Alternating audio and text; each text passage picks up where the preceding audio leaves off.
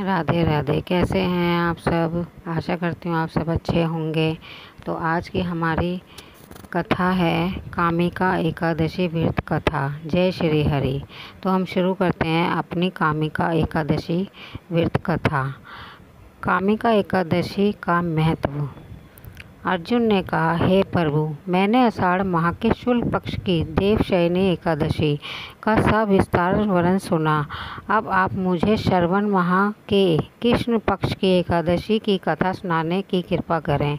इस एकादशी का नाम क्या है? इसकी विधि क्या है? इसमें किस देवता का पूजन होता है? इसका उपवास करने से मनुष्य को किस फल की प्राप्ति होती है? भगवान श्री कृष्ण ने कहा, श्रेष्ठ धनुधर, मैं श्रावण मास की पवित्र एकादशी की कथा सुनाता हूँ। ध्यान पूर्वक श्रवण करो। एक बार इस एकादशी की पावन कथा को भीष्म पितामह ने लोकहित के लिए नारद जी से कहा था।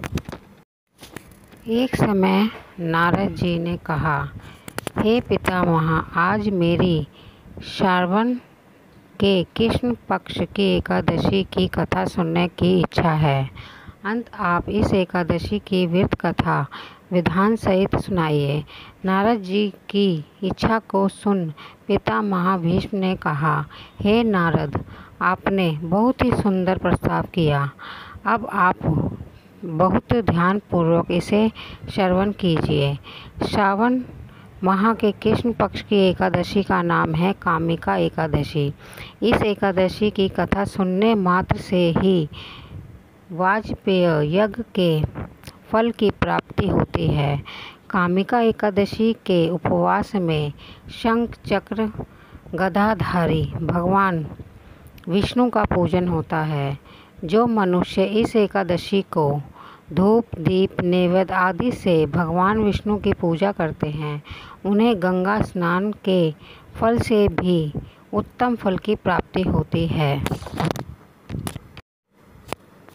सूर्य ग्रहण, चंद्र ग्रहण में केदार और कुरुक्षेत्र में स्नान करने से जिस पुण्य की प्राप्ति होती है, वह पुण्य कामिका एकादशी के दिन भगवान विष्णु की भक्ति पूर्वक पूजा करने से प्राप्त हो जाती है।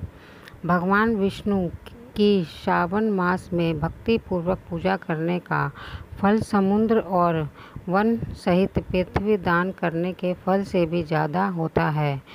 व्यक्तिपात में गंडक नदी में स्नान करने से जो फल प्राप्त होता है, वह फल भगवान विष्णु की पूजा करने से मिल जाता है। संसार में भगवान की पूजा का फल सबसे ज़्यादा है। अंत भक्ति पूर्वक भगवान की पूजा ना बन सके तो श्रावण मास में के कृष्ण पक्ष की कामिका एकादशी का उपवास करना चाहिए। आभूषणों से युक्त बछड़ा सहित गोदान करने से जो फल प्राप्त होता है, वह फल कामिका एकादशी के उपवास से मिल जाता है। जो उत्तम द्विज श्रावण मास के कृष्ण पक्ष की कामिका एकादशी का उपवास करते हैं तथा भगवान विष्णु का पूजन करते हैं, उनमें सभी देव नाग किन्नर पितृ आदि की पूजा हो जाती है। इसीलिए पाप से डरने वाले व्यक्तियों को विधि विधान सहित इस उपवास को करना चाहिए। संसार सागर तथा पापों में फंसे हुए मनुष्य को इनसे मुक्ति के लिए कामिका एकादशी का व्रत करना चाहिए। कामिका एकादशी के उपवास से भी पाप नष्ट हो जाते हैं। संसार में इनसे अधिक पापों को नष्ट करने वाला कोई और उपाय नहीं है। हे नारद जी, स्वयं भगवान ने अपने मुख से कहा कि हे मनुष्यों, अध्यात्म विद्या से जो फल प्राप्त होता है, उससे अधिक फल कामिका एकादशी का व्रत करने से मिल जाता है। इस उपवास के करने से मनुष्य को न यमराज के दर्शन होते हैं और न ही नरक के कष्ट भोगने पड़ते हैं। वह स्वर्ण का अधिकारी बन जाता है। जो मनुष्य इस दिन तुलसी दल से भक्तिपूर्वक भगवान विष्णु का पूजन करते हैं। वह इस संसार सागर में रहते हुए भी इस प्रकार अलग रहते हैं जिस प्रकार कमल पुष्प जल में रहता हुआ भी जल से अलग रहता है। तुलसी दल से भगवान श्री हरि का पूजन करने का फल 1 बार स्वर्ण और 4 बार चांदी के दान के फल बराबर है। भगवान विष्णु रत्न, मोती, मणि आदि आभूषणों की अपेक्षा तुलसी दल से अधिक प्रसन्न होते हैं। जो मनुष्य प्रभु का तुलसी दल से पूजन करते हैं उनके सभी पाप नष्ट हो जाते हैं। हे नारद जी, भगवान की अति प्रिय श्री तुलसी जी को प्रणाम करता हूँ। तुलसी जी के दर्शन मात्र से मनुष्य के सभी पाप नष्ट हो जाते हैं और शरीर के स्पर्श मात्र से मनुष्य पवित्र हो जाता है। तुलसी जी को जल से स्नान करने से मनुष्य की सभी यम यातनाएं नष्ट हो जाती हैं। जो मनुष्य तुलसी जी को भक्तिपूर्वक भगवान के श्री चरण कमलों में अर्पित करता है उसे मुक्ति मिलती है। इस कामिका एकादशी की रात्रि को जो मनुष्य जागरण करते हैं और दीपदान करते हैं उनके पुण्यों को लिखने में चित्रगुप्त भी असमर्थ हैं। एकादशी के दिन जो मनुष्य भगवान के सामने दीपक जलाते हैं उनके पितृ स्वर्गलोक में अमृत का पान करते हैं। भगवान के सामने जो मनुष्य घी का या तिल का के तेल का दीपक जलाते हैं उनको सूर्यलोक में भी सहस्रों दीपकों का प्रकाश मिलता है। आइए सुनते हैं कामिका एकादशी व्रत कथा। एक गांव में एक वीर क्षत्रिय रहा करता था। एक दिन किसी कारणवश उसकी एक ब्राह्मण से हाथापाई हो गई और ब्राह्मण की मृत्यु हो गई।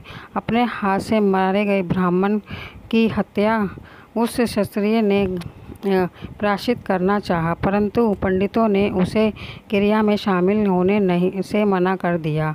ब्राह्मणों ने बताया कि तुम पर ब्रह्म हत्या का दोष है, पहले तुम प्रायश्चित करो, इस पाप से मुक्त हो, तब हम तुम्हारे घर भोजन करेंगे। इस पर क्षत्रिय ने पूछा कि इस पाप से मुक्त होने के से क्या उपाय हैं। तब ब्राह्मणों ने बताया कि श्रावण मास के कृष्ण पक्ष की एकादशी को भक्ति भाव से भगवान श्रीधर का व्रत एवं पूजन कर ब्राह्मणों को भोजन करा के सदक्षिणा के साथ आशीर्वाद प्राप्त करने से इस पाप से मुक्ति मिलेगी। पंडितों के बताए हुए तरीके पर व्रत करने वाले रात में भगवान श्रीधर के क्षत्रिय को दर्शन देकर कहा कि तुम्हारे ब्राह्मण हत्या के पाप से मुक्ति मिल गई है। इस व्रत के करने से ब्रह्म हत्या आदि के सभी पापों नष्ट हो जाते हैं और इस लोक के सुख भोगकर प्राणी अंत में विष्णु लोक को जाते हैं।